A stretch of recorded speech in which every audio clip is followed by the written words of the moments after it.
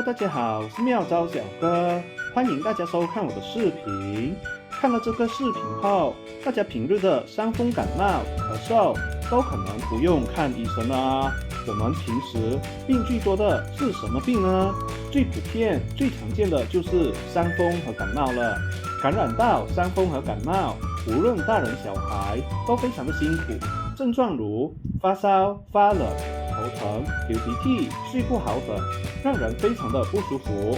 大家看看，今天小哥这里拿着一个吹风筒，大家的家里都有，一般上用它来吹头发，没有别的用途。其实仅仅用来吹头发就太浪费了。吹风筒其实是一个可以治疗一家大小伤风感冒、咳嗽的小用具啊，是保健康的好帮手啊。今天小哥这里就和大家分享一个对抗伤风感冒的小妙招，只需要用到吹风筒就可以轻而易举的消除伤风感冒和咳嗽，大家一定要学起来。喜欢我的视频的朋友们，希望大家可以点击赞和订阅我的频道啊。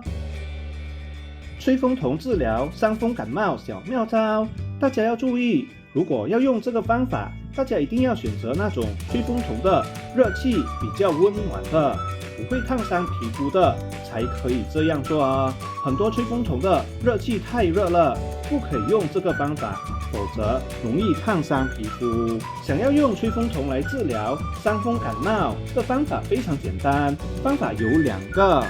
好的，第一个方法就是大家直接用吹风筒往肺部和咽喉部位直接吹，吹到发热舒服就可以了。大家要注意啊，用吹风筒最低的热度就可以了。好的，这样子吹到发热舒服，有助于缓解伤风感冒和咳嗽，尤其是风寒导致的伤风感冒、肺部冷的咳嗽，用吹风筒这样子吹非常的有效。第二个方法呢，就是直接将吹风筒放到背后的衣服里，就像小哥这个样子，然后打开吹风筒就可以了。大家吹的时候，衣服会鼓起来，非常的舒服。一直吹，要记得用的温度不可以太热，不要烫到皮肤就可以了啊。好的，这样做可以刺激肺部的穴位，刺激血液循环，尤其对治疗湿寒引起的伤风感冒和咳嗽特别有效啊！